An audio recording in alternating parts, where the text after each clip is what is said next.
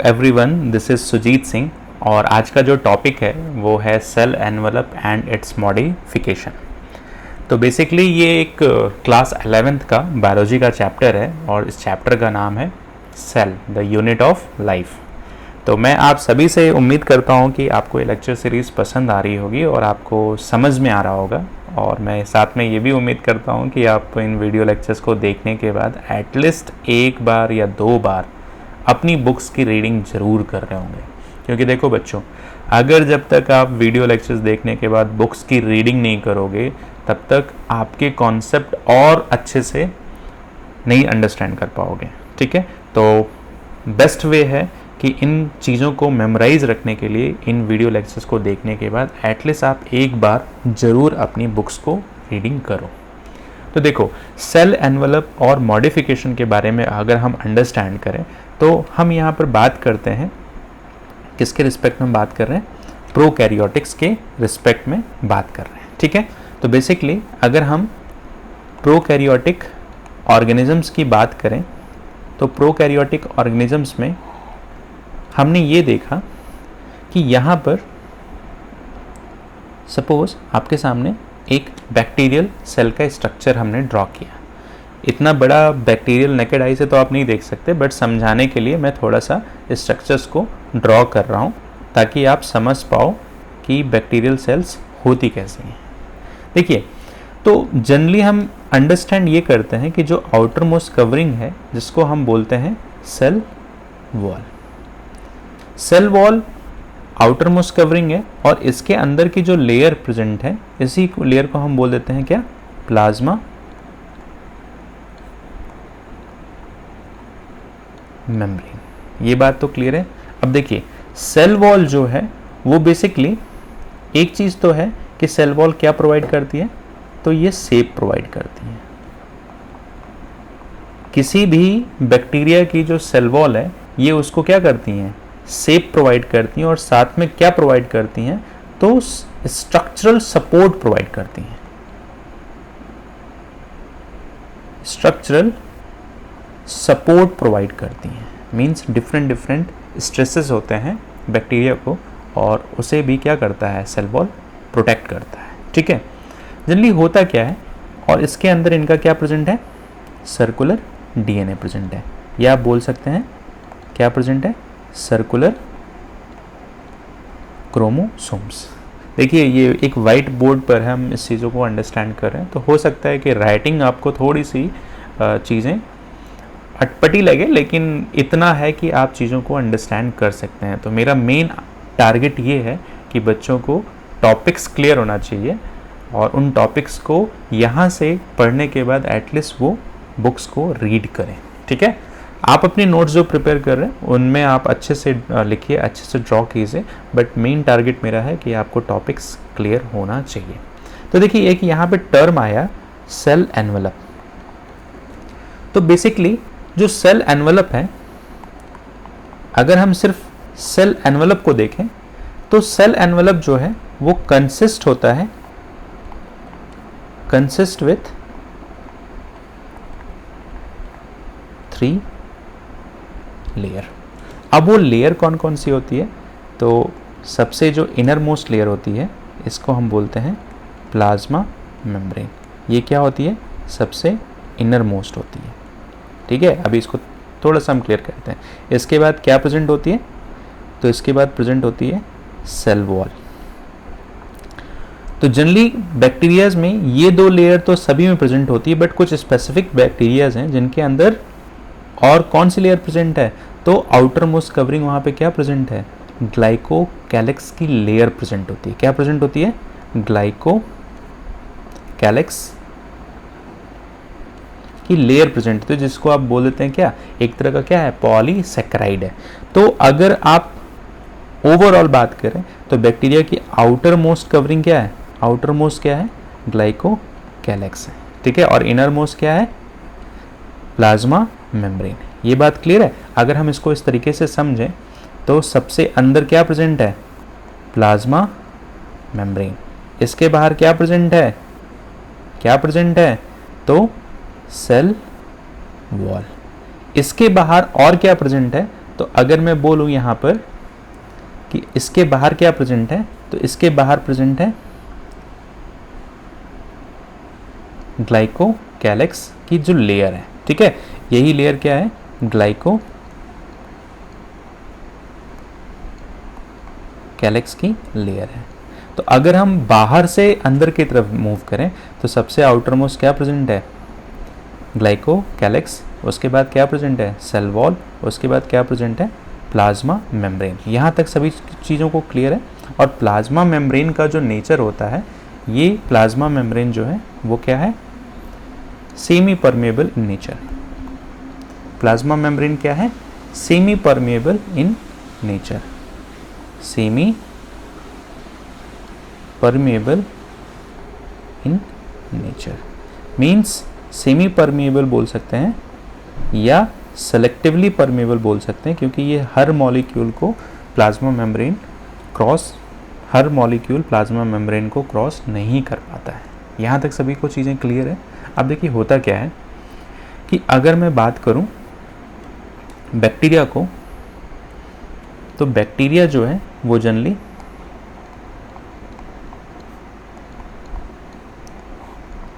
Bacteria को divide किया गया है दो कैटेगरीज में, और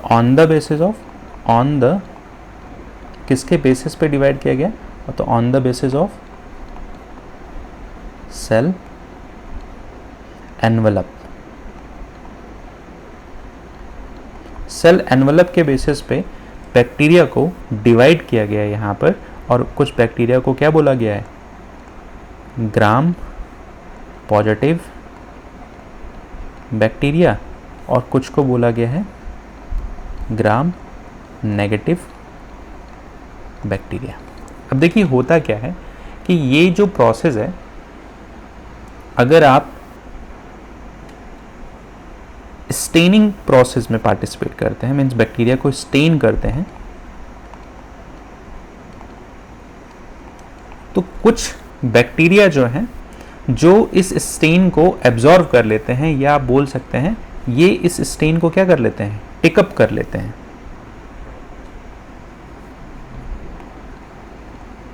टिकअप द ग्राम स्टेन। तो जो बैक्टीरिया इस स्टेन को अपटेक कर लेते हैं उसी को आप क्या बोलते हैं, ग्राम पॉजिटिव बैक्टीरिया। और जो बैक्टीरिया इस स्टेन को टिकअप नहीं कर पाते हैं तो उन बैक्टीरिया को क्या बोलते हैं, ग्राम नेगेटिव बैक्टीरिया। तो नॉट टिकअप द ग्राम स्टेन। यहाँ तक चीज़ें क्लियर है। मीन्स बैक्टीरिया को उनके सेल एनवलप के बेसिस पर हमने दो डिफरेंट कैटेगरीज में बैक्टीरिया को डिवाइड किया, और बेसिकली इसे हम ग्राम नेगेटिव और ग्राम पॉजिटिव बैक्टीरिया इसलिए बोलते हैं क्योंकि फर्स्ट टाइम जो ये स्टेनिंग प्रोसीजर दिया था वो ग्राम साहब ने दिया था। तो जो ये स्टेनिंग प्रोसेस जो है ये डिस्क्राइब जिसने किया था उनका नाम क्या था, ग्राम सर।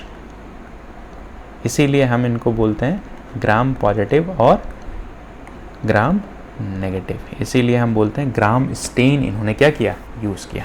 यहाँ तक चीज़ें क्लियर है। अब देखिए एक छोटी सी चीज़ मैं आपको और यहाँ पे बता देता हूँ कि अभी हमने बात किया कि जो ये आउटर मोस्ट कवरिंग है जिसको हम बोलते हैं क्या, ग्लाइकोकैलिक्स,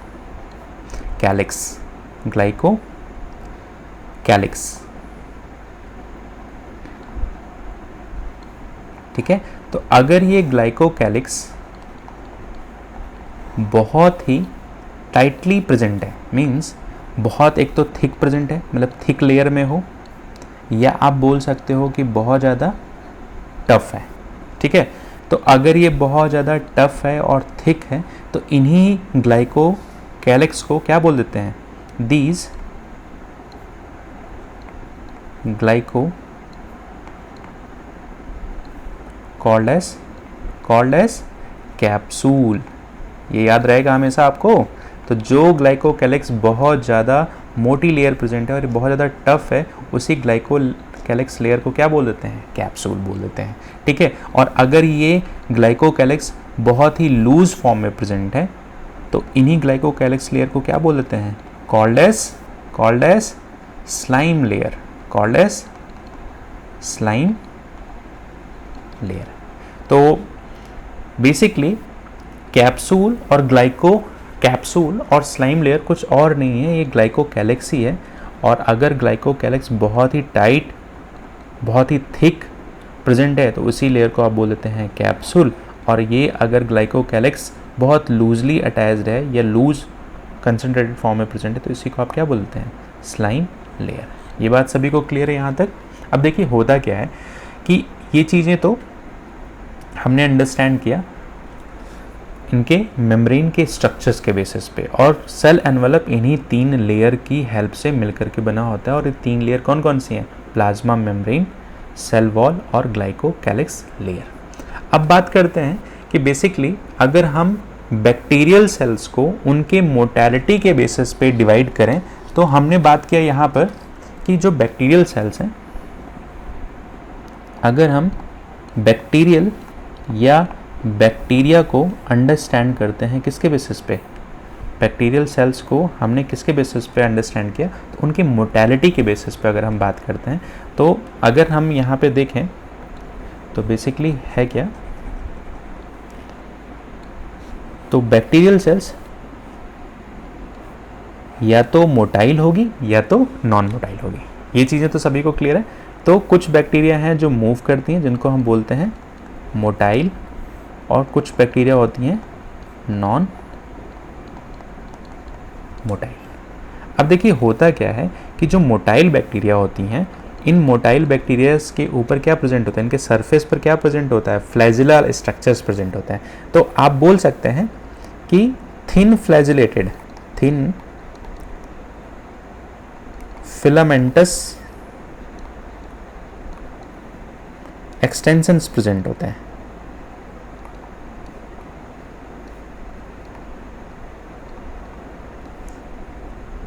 द सेल वॉल, इनके सेल वॉल पर क्या प्रेजेंट होते हैं? फिलामेंटस स्ट्रक्चर्स प्रेजेंट होते हैं। और फाइनली इसी फिलामेंटस स्ट्रक्चर्स को आप क्या बोल देते हैं?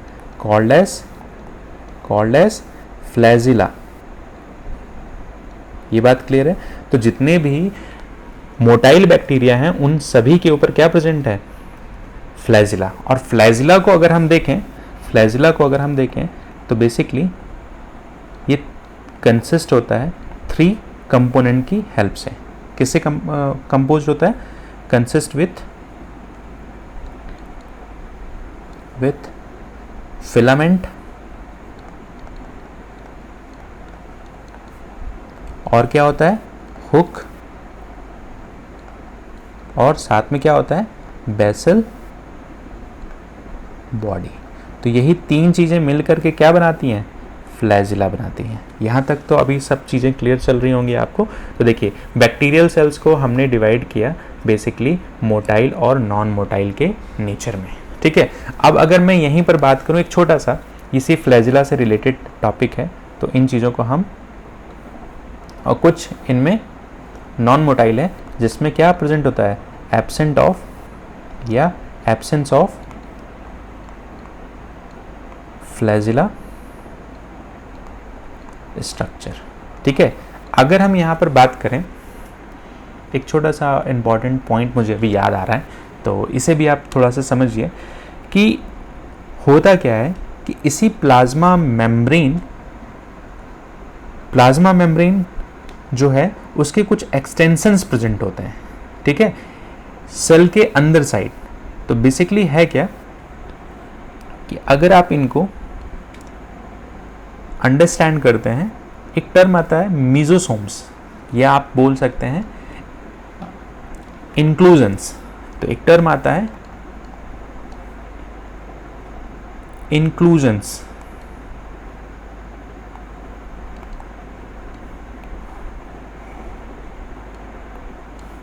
इंक्लूजन्स को आप इस तरीके से अंडरस्टैंड कर सकते हैं कि ये एक तरह के स्पेशलाइज्ड डिफ्रेंशिएटेड फॉर्म होते हैं किसके? सेल मेम्ब्रेन के।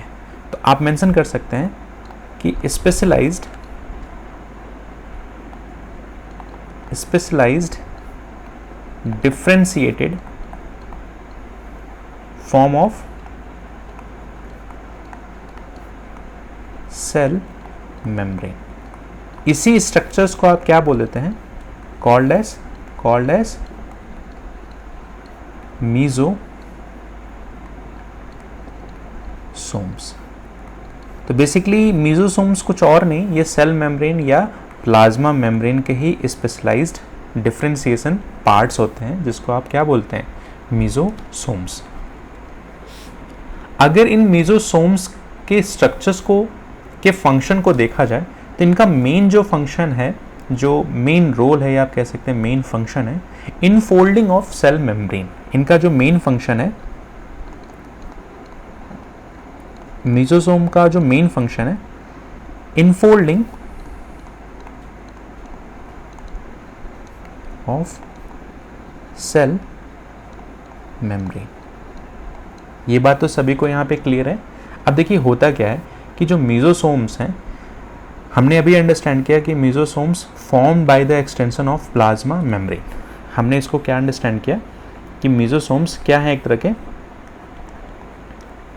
तो मीजोसोम्स कुछ और नहीं, ये एक्सटेंशन पार्ट है किसका? सेल मेम्ब्रेन या प्लाज्मा मेम्ब्रेन। तो आप बोल सकते हैं formed by the extension of plasma membrane. ये बात क्लियर है यहाँ तक। और plasma membrane into the cells, into the cells. ये चीज़ें क्लियर है यहाँ तक आपको। अब देखिए होता क्या है कि यही जो एक्सटेंशन है, ये एक्सटेंशंस जो हैं ये प्रेजेंट होते हैं वेसिकल्स के फॉर्म में, ट्यूब्यूल्स के फॉर्म में या लैमेली के फॉर्म में। ठीक है, तो अगर मैं बोलूँ कि जो ये प्लाज्मा मेम्ब्रेन के एक्सटेंशंस प्रेजेंट हैं, तो आप इसको अंडरस्टैंड कर सकते हैं present in the form of vesicles, tubules, ठीक है, एंड थर्ड इज लैमेली। ये बात तो क्लियर है। तो मीजोसोम्स क्या है? एक तरह के स्पेशलाइज्ड डिफरेंशिएटेड फॉर्म है किसके? प्लाज्मा मेम्ब्रेन या सेल मेम्ब्रेन। इसी को आप क्या बोलते हैं? मीजोसोम्स। अगर कोई आपसे पूछे कि मीजोसोम्स के फंक्शन क्या है, तो बेसिकली ये सेल मेम्ब्रेन या प्लाज्मा मेम्ब्रेन को इनफोल्ड करते हैं, इनफोल्डिंग ऑफ सेल मेम्ब्रेन। यहाँ तक चीज़ें क्लियर है। और अगर आपसे पूछा जाए कि जो ये एक्सटेंशन है, जैसे अगर हमने पढ़ा कि जो ये लैमेली है, वेसिकल्स हैं, लैमेली है, ट्यूब्यूल्स हैं, तो इनके जो मेन फंक्शन है, तो बेसिकली ये सेल वॉल के फॉर्मेशन में हेल्प करती हैं। ठीक है, help in cell wall, cell wall के फॉर्मेशन में हेल्प करती हैं बैक्टीरियल सेल्स को। साथ में डीएनए को रेप्लिकेशन करने में क्या करती हैं? हेल्प करती हैं। ठीक है, साथ में distribution of daughter cells, distribution of daughter cells means bacterial cells का जब सेल डिवीजन होता है, मीन्स एक बैक्टीरिया दो बैक्टीरियल सेल्स में डिवाइड करती हैं, तो जो पेरेंटल सेल से बनी उन्हीं को आप क्या बोलते हैं? Daughter cells. ये तो चीज़ें क्लियर है। और साथ में अगर मैं इसे बोलूं ऑल्सो हेल्प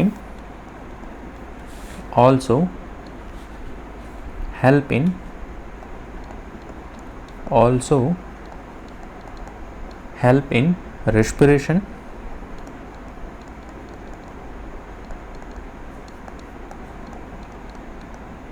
सिक्रीशन। ठीक है, बैक्टीरियल सेल्स को रिस्पिरेशन प्रोसेस में भी ये क्या करते हैं? एक्सटेंशन पार्ट जो है वो हेल्प करते हैं। और साथ में साथ और क्या करते हैं? Increase the surface area. तो बेसिकली ये चीज़ें आपको क्लियर हुई कि इंक्लूजन्स क्या होते हैं।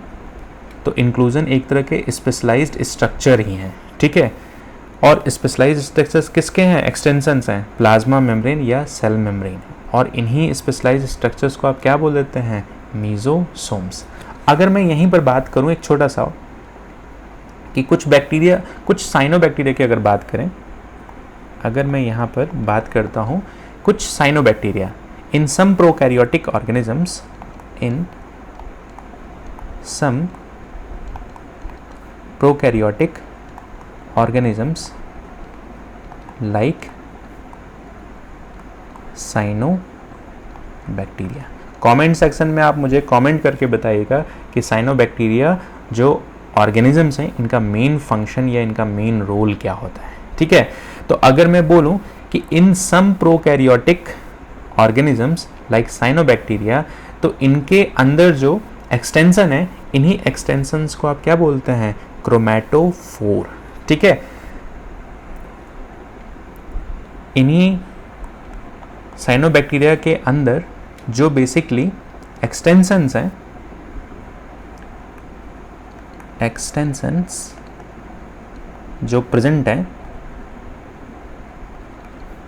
और इनको क्या बोलते हैं, कॉल्ड एज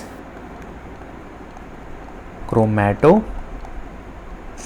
और क्रोमैटोफोर क्या है, तो बेसिकली ये साइनोबैक्टीरिया जो है इसी क्रोमैटोफोर में क्या कंटेन करके रखते हैं, pigment, contain a pigment molecule. तो मुझे कमेंट्स करके आप ये बताइएगा मॉलिक्यूल्स, इन साइनोबैक्टीरिया का रोल क्या है और ये साइनोबैक्टीरियाज में इन पिगमेंट का क्या रोल है। ठीक है, तो बेसिकली हमने ये अंडरस्टैंड किया कि सेल एनवेलप जो है वो 3 डिफरेंट लेयर से मिलकर के बना होता है, प्लाज्मा मेम्ब्रेन, सेल वॉल और ग्लाइकोकैलिक्स। ठीक है, इसी सेल एनवेलप के बेसिस पे हमने बैक्टीरिया को 2 पार्ट में डिवाइड किया, ग्राम नेगेटिव और ग्राम पॉजिटिव बैक्टीरिया। ठीक है, और साथ में हमने यहाँ ये अंडरस्टैंड किया कि जो ग्लाइकोकैलिक्स लेयर है, अगर ये बहुत थिक फॉर्म में प्रेजेंट है या बहुत टफ फॉर्म में प्रेजेंट है, तो इसी ग्लाइकोकैलिक्स लेयर को हम क्या बोल देते हैं, कैप्सूल बोल देते हैं। और अगर ये ग्लाइकोकैलिक्स लेयर बहुत ही लूजली फॉर्म में प्रेजेंट है, तो इसी को हम क्या बोलते हैं, स्लाइम लेयर। साथ में हमने अंडरस्टैंड किया कि मीजोसोम्स क्या होते हैं और मीजोसोम्स के फंक्शन क्या होते हैं, और साइनोबैक्टीरिया में एक्सटेंशन जो पार्ट है उसको हम क्या बोलते हैं, और इसके अंदर किस तरह के पिगमेंट मॉलिक्यूल्स प्रेजेंट होते हैं। तो मैं उम्मीद करता हूँ कि आपको इन वीडियो लेक्चर सीरीज से काफ़ी हेल्प मिल रही होगी और साथ में आप बुक्स की रीडिंग ज़रूर कर रहे हैं। ठीक है, तो आप अपने सभी दोस्तों को ये वीडियो लेक्चर शेयर कीजिए ताकि सभी का बेनिफिट हो सके। Thank you very much to all my lovely audience.